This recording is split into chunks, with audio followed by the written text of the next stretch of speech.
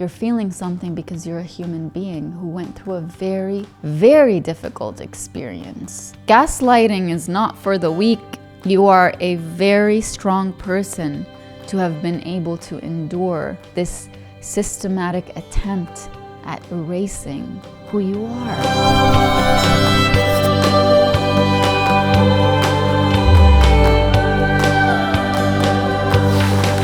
Hello everyone, welcome to another episode of Beyond Words with me, Najwa Zebian. I've always been a firm believer in the power of words, and I believe in their ability to fix what they didn't break and to break what they had no right in breaking. Today's topic is one that is extremely popular. I've always loved talking about it. I've always loved being able to help you navigate it, because when you're going through something like this, it's really hard to see things clearly. And it's really helpful to have somebody kind of sit with you in the experience and say, I get it, you're not crazy. Gaslighting. If you've ever experienced gaslighting, you're probably sitting there saying, thank God somebody's talking about it again, because it's such a personal, private experience that is so difficult to talk about, because outsiders who've never experienced something like it will say, what are you talking about? Like, you should have just walked away. It's so clear that someone was trying to make you crazy. It's so clear that they were lying to you, or you let them lie to you for so long. It's your fault. So it's a really difficult topic to discuss with people, especially those who've never experienced it before.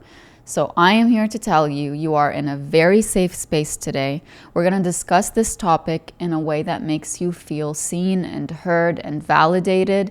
And if you went through it in the past, I'll give you some tools to kind of break free from the prison that you get stuck in your mind every single time you think back to going through that experience. And if you are currently going through it, I'll give you some strategies to kind of get that fogginess out of your mind so that you're not constantly feeling like you're drowning in it. Let's begin with, what is gaslighting? Because you hear the word a lot. Everyone on social media is now saying, oh, you're gaslighting me, you're this, you're that. Gaslighting isn't just the mere lie that someone gives you or tries to feed you. It's not somebody just trying to get out of something one time or trying to manipulate you one time. Gaslighting is a lot deeper than that, and it goes beyond just a singular event to the act of genuinely trying to erase your perception of your reality and rewrite it with something else. So the person who's trying to gaslight you isn't just trying to make you doubt your own perception of events that you lived through. They're not just trying to make you see things from a different angle. No, they're trying to tell you that what you experienced and the way you experienced it is all in your head. And if you change the way you look at things, and if you change the way that you see things, you will see a totally different story. So gaslighting is a direct, intentional attempt to erase your perception of the reality that you experienced, that you know deep in your soul was extremely hurtful, was extremely manipulative, was extremely just put you through really difficult times, and it made you doubt everything about yourself and about the world around you and about your belief in people. And it put you in a position where it's not just that you doubted what happened that one time. You doubt your own sanity. There's a series on Netflix. It's part of the Dirty John series. So if you watched the first season, the second season is called Dirty John and then Betty. And it's about a woman named Betty Broderick. She's extremely popular, but if you don't know the story, she basically was married to a man. She put her whole life on hold to help support him in becoming the best lawyer he could become. She raised the kids, she took care of everything. And then one day when he became super successful and was making so much money, she started noticing that he was staying late at work. And then there was one time where she went to a work party and she noticed that he was giving attention to this much younger woman named Linda. And she started sensing that something was off. And every time she would bring it up to him, he would tell her that she was imagining things. And every time she would notice something, like she went to his office on his birthday to surprise him, and she noticed that he wasn't there, but it was obvious in his office that somebody had champagne with him, and there was a cake and balloons. And so when he came home, she had thrown all his clothes outside, and she was really, really determined and convinced that he was cheating on her with this other woman. And he called her crazy, and he said, I was working all afternoon. That was just a small thing. My friends did it for me, etc. So there's all these little things throughout the show based on real life where she would have a very valid reason to doubt his loyalty or to doubt that what he was telling her was true or not. And he would instantly tell her that something's wrong with the way she's thinking and something's wrong with the way that she's seeing reality.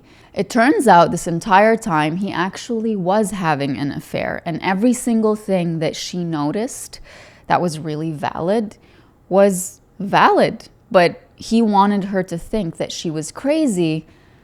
And I want you to ask yourself, what was his intention of constantly trying to make her feel like she was crazy when she was bringing up something that was completely valid? I hope you guessed it right. It's so that he doesn't have to take responsibility for his actions. It's so that he doesn't have to face the consequences of his actions. Because if from the beginning, when she started noticing things, he told her, yeah, you know what, I do have my mind or my eyes set on somebody else and I want to be out of this marriage, then she would have had the basic human dignity and the respect that is owed to you from someone that you stood by for so long, that you raised a family with, that you put all of your dreams aside for, to say, you know what, I'm going to start my own life and I deserve half of this because I contributed equally to everything the way that you contributed to it. But no, he took that time to hide his assets and to make sure that by the time he was ready to move on his own terms and just leave her and go and marry someone else, that he would take almost everything. And that by that time, he would have convinced their children that their mom was crazy enough so that they would want to spend more time with him. So it's all about his self-centeredness. It's all about him and his best interests. So when somebody gaslights you and you get stuck in a loop of, why would they do that? Why wouldn't they just tell me the truth? Like, isn't it just much easier to get it off their chest and to say, yeah, you know, that thing that you noticed was so true? And isn't that easier? To a person who is comfortable being vulnerable and is comfortable admitting their wrongs and is comfortable having these open conversations, and for a person who's happy being honest and happy admitting when they're wrong, yes, that is easier.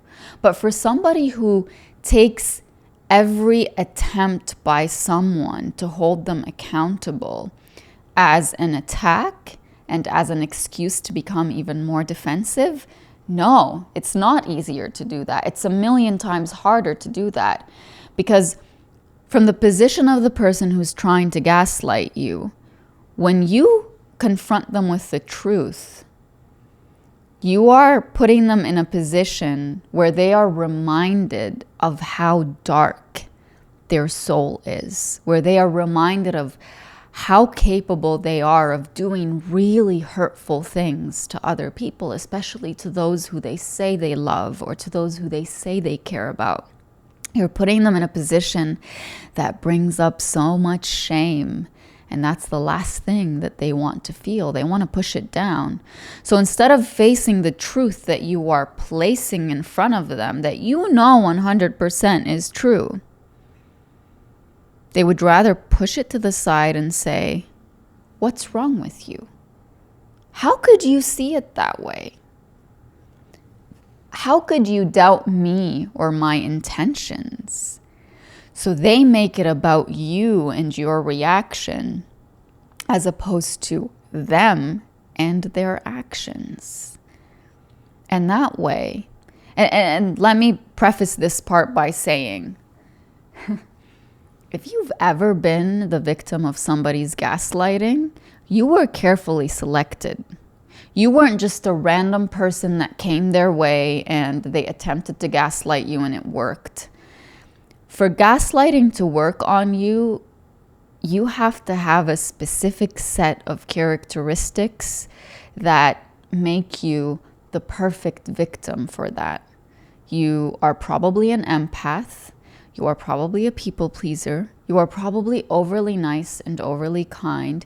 You probably have issues with your self-esteem. And I don't mean it in a negative way, because we're all humans. We're all working through something. We're all trying to become better and to love ourselves more.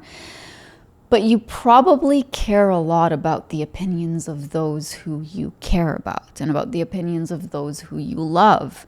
And so there's a part of you that looks for external validation that you're on the right track.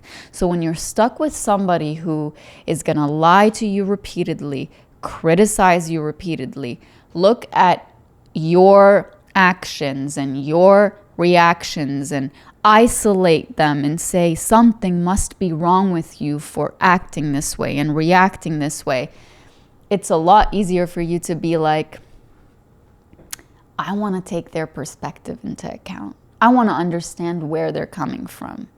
So then you get lost in the fogginess that they are putting in front of you.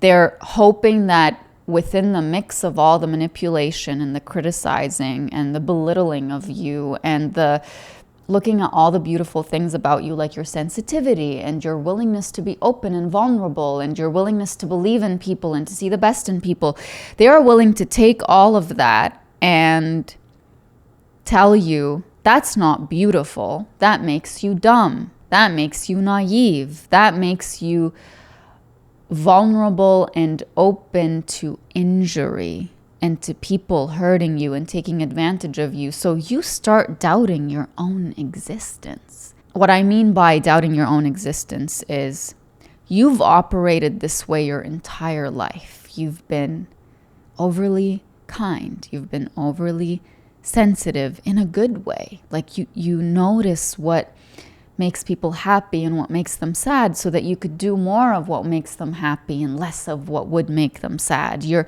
very perceptive. You're also very introspective. You go inward and you reflect and you ask yourself, how can I be better? And what more can I do to make my life and the lives of those around me better? And so when somebody is trying to gaslight you through all of these tactics of criticizing, belittling, trying to change the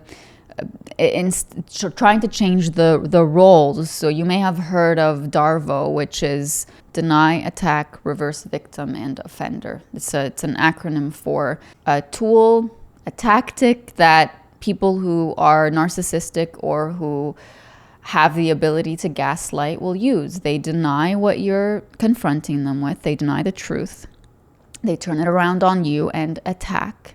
And then they reverse the roles of victim and offender. They were the ones who were the offender. They were the ones who lied to you. They were the ones who tried to make you feel like you were crazy. They were the ones who belittled you, criticized you, manipulated you, backstabbed you, made you feel like you were stupid. But now because you brought it up, you're the bad guy and they're the victim. Like, how dare you show me the bad thing I did? How dare you confront me with the terrible thing I did? How dare you see me for the truth of who I am? When they make you doubt your entire existence, I mean, they make you doubt whether your whole way of operating in your life and where it stems from and what made you who you are okay. You start feeling like maybe I am crazy. Maybe something is wrong with me. Maybe something is wrong with the way I think of things. You start thinking maybe something is wrong with the way that I perceive the world. Maybe I am too sensitive. Maybe I do read too much into things. You start doubting yourself. You're stuck in this foggy, muddy, unclear place where you're left with the remnants of all the terrible things they've done, all of the lies, all of the manipulation, all of the breaking you down into pieces, all of the attacks on you, all of the mistreatment. And instead of you saying, oh, that's where it's coming from, you're not allowed to do that. Because when you do that, they hit you with DARVO. Deny, attack, reverse, victim, and offender. They hit you with, what's wrong with you? They hit you with, oh, you really must be crazy. You're seeing things, you're imagining things. And for people who are listening to this is partly why I would love for you, this is not for my own gain, obviously. I would love for you to share this episode or a quote from it that hits you with someone who you've been trying to explain gaslighting to, and they just don't get it. They just look at you like, I don't think I could ever fall for that. Because everybody who's never gone through it thinks they would easily be able to point it out and recognize it and say, no, I'm not dealing with that. Gaslighting doesn't happen overnight. Like, you don't meet this person for the first time and they just start lying and they start manipulating and they start belittling you and criticizing you. If you were walking down the street and you met somebody who looked at you and said, you're crazy, it probably wouldn't faze you and you would walk away and say, I'm never talking to that person again, or who do they think they are to talk to me like that? These people will get so close to you. They will show you sides of them that definitely don't exist, but they know that these sides are ones that you've been wanting to see. You may have heard of this term before that we use in narcissism quite a bit, and it's mirroring. Like, somebody mirrors your behavior. They mirror your characteristics, your likes and your dislikes to make you feel like you finally found somebody who is exactly like you, who likes the same things, who believes in the same ways, and who has the same values. And you finally see yourself in somebody else, but you're not seeing yourself in somebody else. You are being set up for the biggest manipulation of your life. This person knows that in order for them to have the kind of power over you that they want, kind of like a marionette, they're going to have to first win you over. They're going to have to first have some kind of an emotional connection between the two of you. There's a difference between somebody hurting you who you have no emotional bond to and somebody that you have an emotional bond to hurting you. It's a really big difference between night and day. If someone who lives around me, a neighbor or somebody who lives down the street, out of the blue comes and throws garbage in front of my house, I would still be upset that they did that, but it wouldn't have the attachment of if my sister or if somebody that I'm in a romantic relationship with, or if my really close friend who I have such a strong emotional bond to and I have a history with comes and throws garbage in front of my house. Because I'm still going to be upset that there's garbage in front of my house. But the difference between a neighbor who I rarely see and I have no connection to and somebody that I have that emotional bond to is, how could you do that? I never expected that from you. It's like it's a person that you least expected would wish harm upon you, and they're doing it. And so you're very likely, when you have that emotional bond, to try to have a conversation with them, to ask them like, that this is out of character. Why would you do that? You're likely to try to get a justification or an explanation from them. And it's because of the existence of that emotional bond between the two of you. So somebody who wants to gaslight you will absolutely try to first have that emotional bond with you and try to have some kind of power and influence over you. They will compliment you for the longest time. They will notice the little things about you that they know other people don't notice. They will make you feel like you are one of the most, if not the most amazing person they've ever met in their life. They will place themselves in a place in your life where you become dependent on all the validation that they're giving you, but you don't know that you're becoming dependent on it because they're giving it to you in abundance. And so the first time when they take a little bit away, it shocks you and you think, did I do something? Like they went from 100% to 95%, but being the empath that you are, the sensitive person that you are, you notice right away and you think, did I do something? Maybe I'm not reciprocating enough. Like you start questioning yourself because you're so used to 100% and now they're giving you 95. And you think, I'm not going to bring it up. Maybe it's just a bad day. And then they take the 95 to 90 and you think, oh, that's really different. And then you bring it up and then they will tell you, oh, you know what? I was having a bad day. I'm sorry.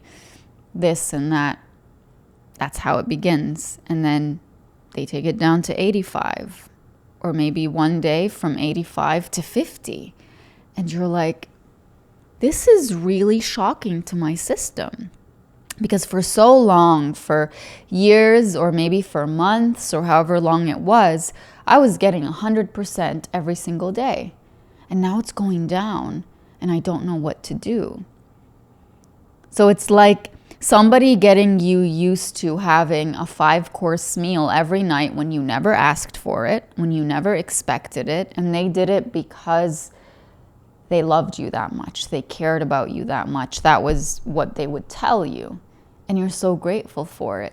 Whereas before, you used to have just whatever you could make on your own, or if you went out with friends, or obviously this isn't about food, but it's a great example.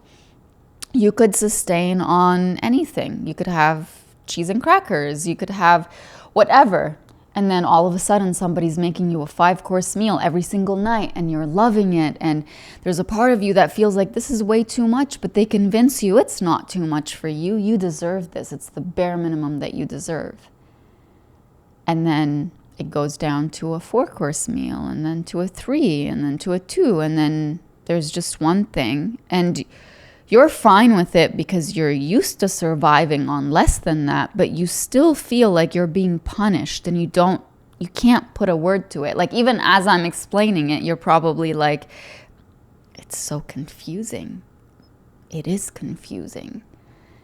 I want you to validate that for yourself because you don't understand why that happened. Then out of the blue, there is no meal. There are no courses. There is nothing for you to eat.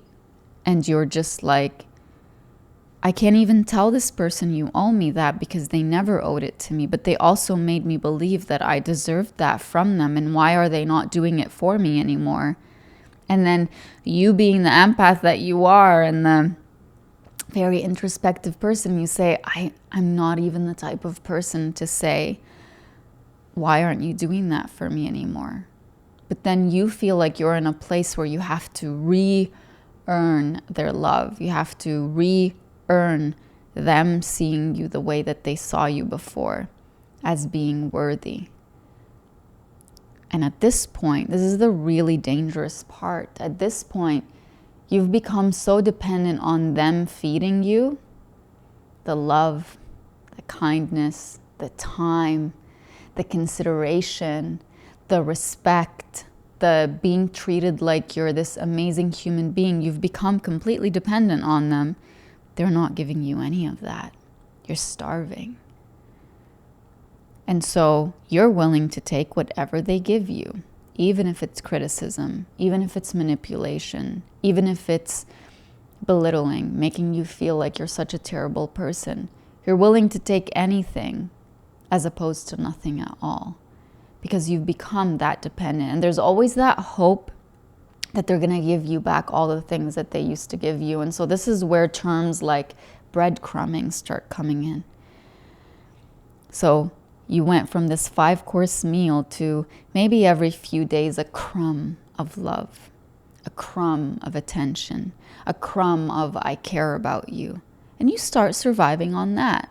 You most likely survived on that your entire life. And that's why their entrance into your life was such a huge event. They got you used to something that you never had before. And now they have power over you because you are convinced they are the only source of that amazing love, that amazing connection, that amazing respect, that amazing consideration and spending time and doing things together.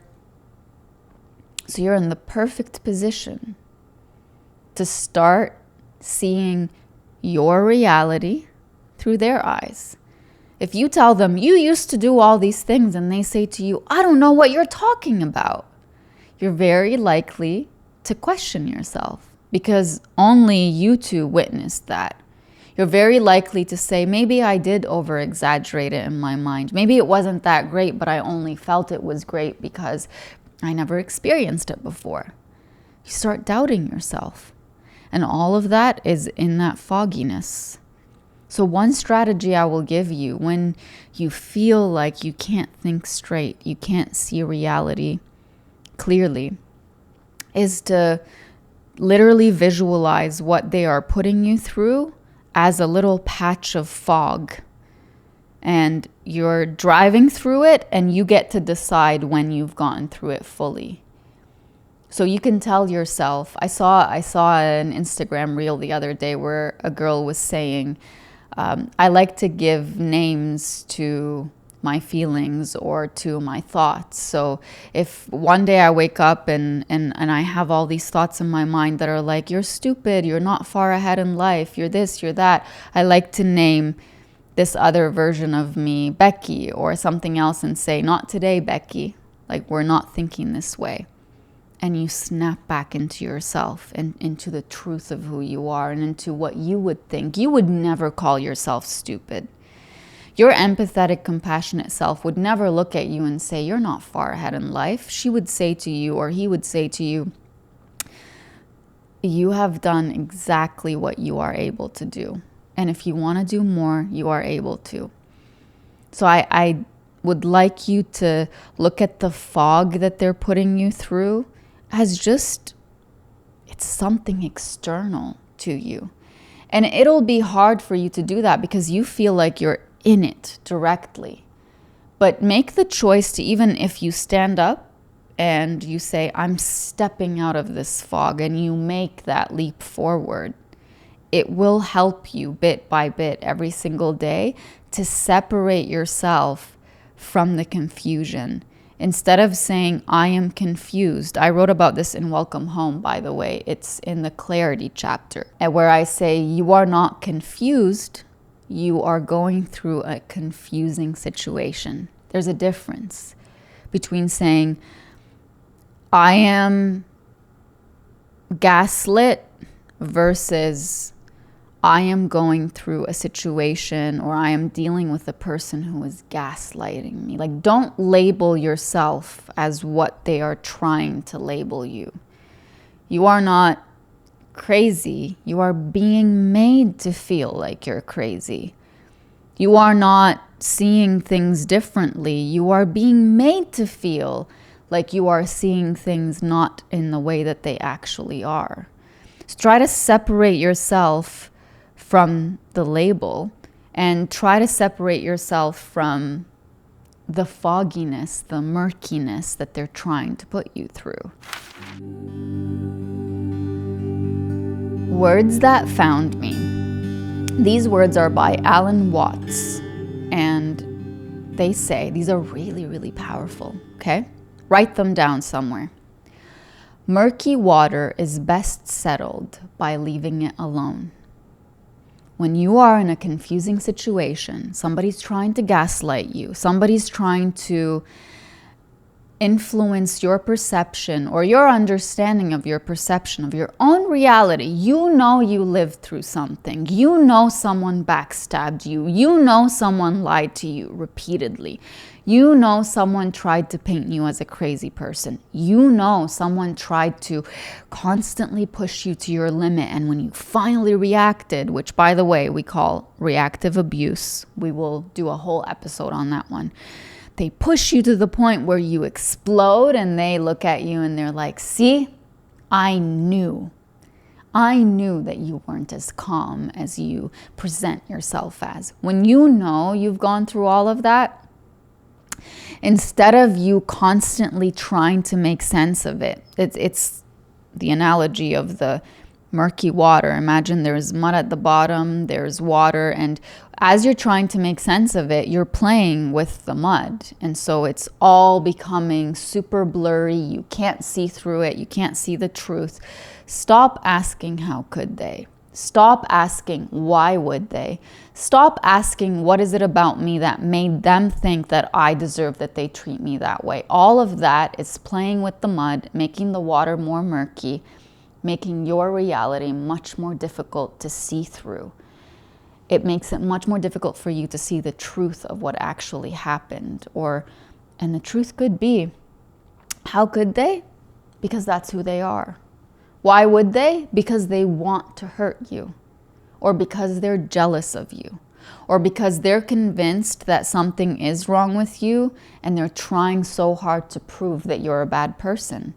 You can't see that as long as you're asking those questions. Sometimes leaving the questions alone brings the answers to you. Stop asking. Stop trying to figure them out. Stop trying to find someone to blame, because you're always going to end up blaming yourself because they will never accept blame. And just let things settle. That's when you see the truth. Sometimes you have to, this is a really vulgar example, when you have a pimple on your face and you get really close to the mirror and you start picking at it, that's all you see. And when you step away for a couple of meters away from the mirror, the pimple is just a little tiny thing on your entire face and body. You're able to see the bigger picture.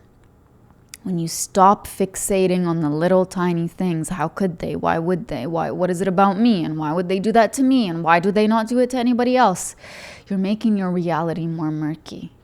Stand strong in your truth and your knowledge of who you are. And if you don't know who you are, you need to know this one truth.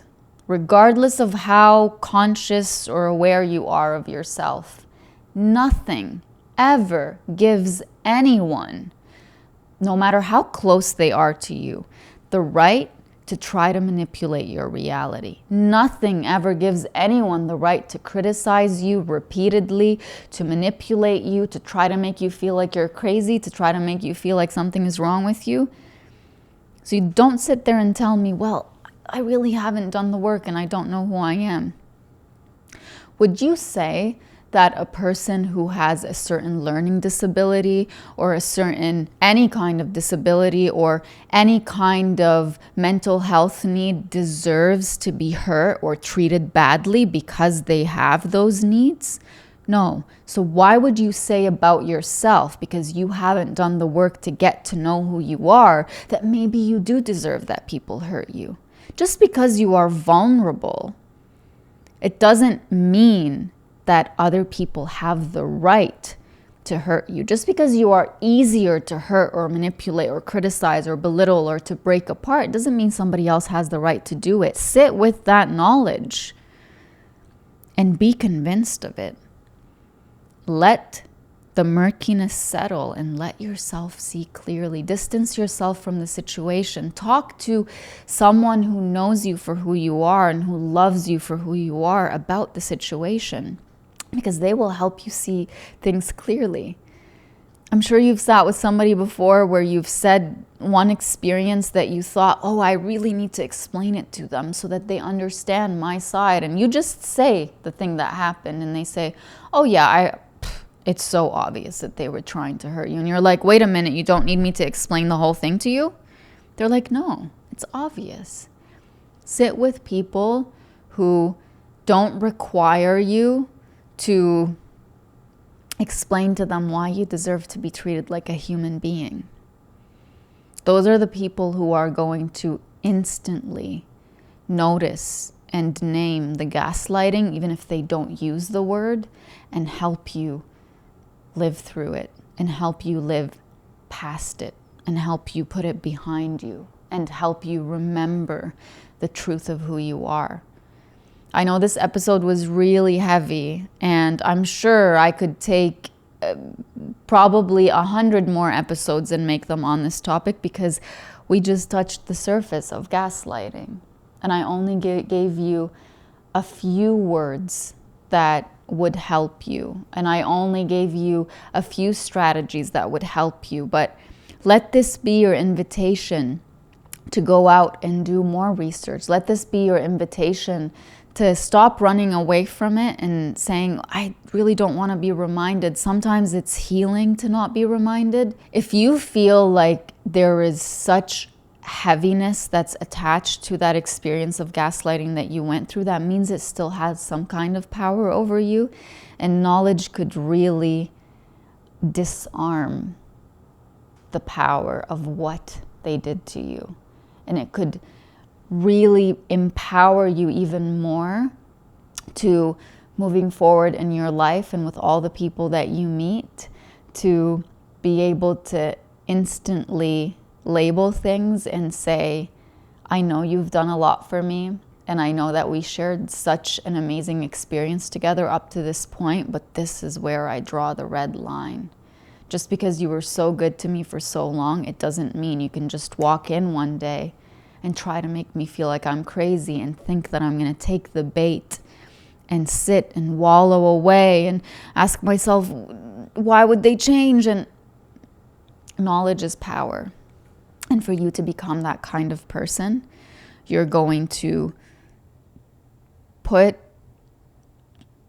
all of the stigma and the resistance that comes with thinking of the topic aside and say, I know you're trying to protect me from re-experiencing that pain that I went through, but if we learn more, we will empower ourselves to no longer see that experience as tucked away in the past, as just like a sore memory that we never want to go back to.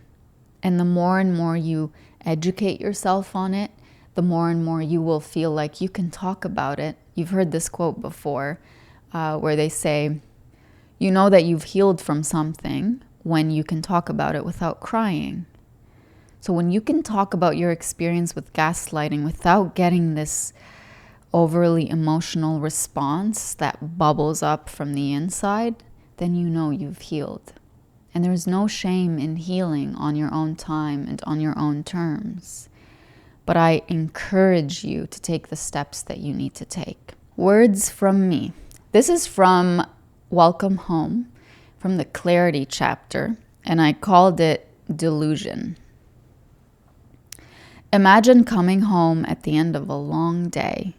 You park your car, you walk up to the door, and take out your keys. You try to open the door, but the key won't turn. The door won't open. At first, you look around to see if you're in the right place. You're in disbelief because you've been coming home to this house every single day. So you start questioning yourself. Did I take the wrong road? Did I park in the wrong place?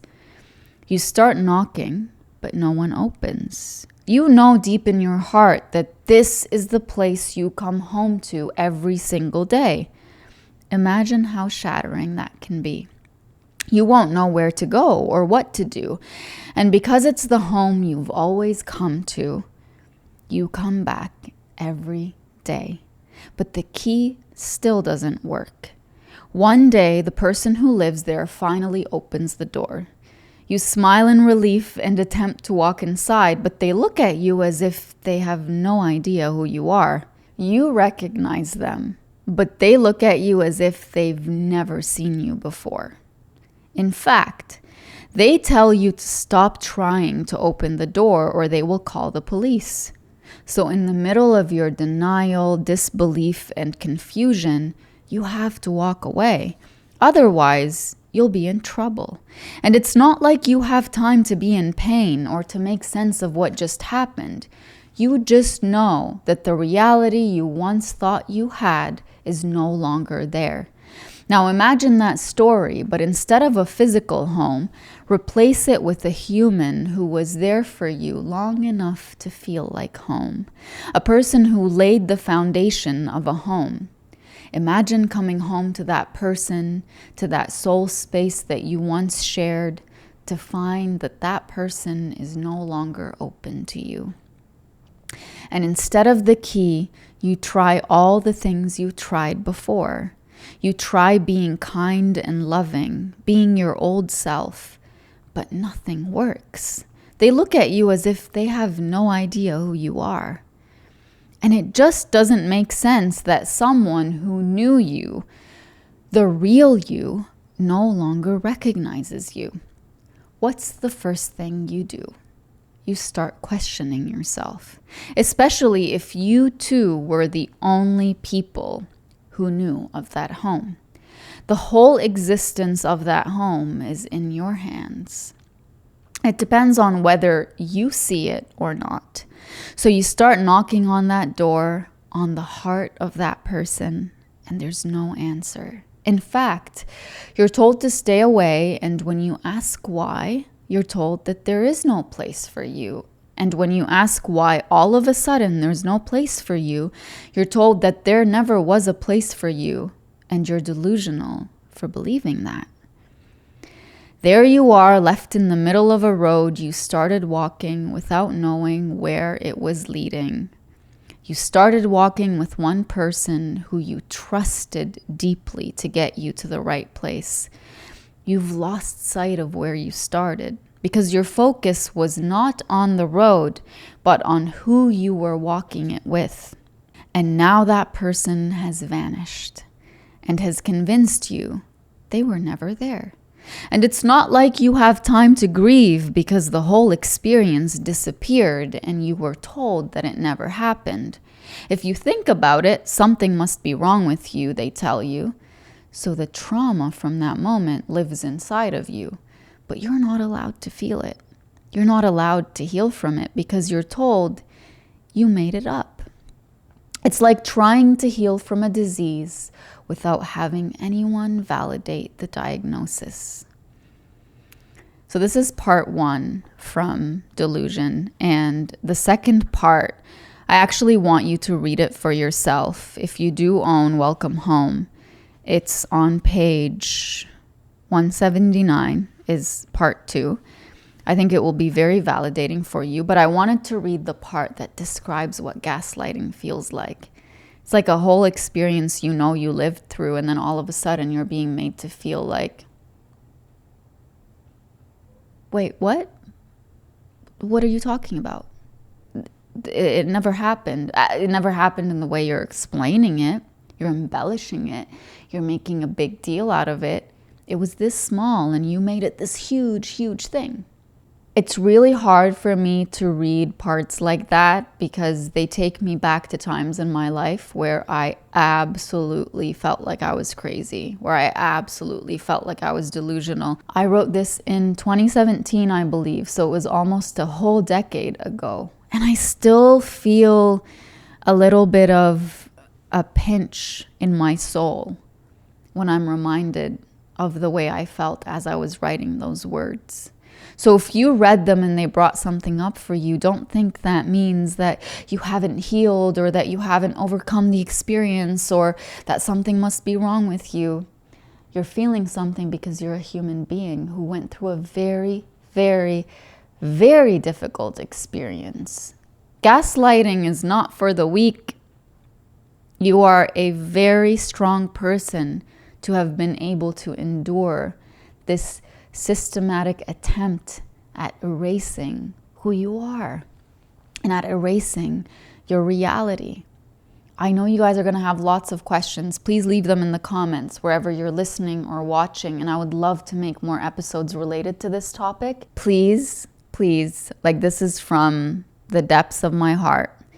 Share this episode with somebody who has no idea what gaslighting is or how it impacts a person or what it must have felt like to go through for yourself, because part of our healing is in educating the people around us and to help them be better supports for us. When you go through an experience like that, it's easy to isolate yourself and you say, I don't want to burden other people with learning about it because at least they didn't have to go through it. I don't want to put them through that. People who love you and care for you will take the time to educate themselves. Take them up on that offer. Send them this episode. Send them any words from it that helped you feel seen so that they could also help you feel seen. I hope these words helped you find healing beyond words. And until next time, have a wonderful day.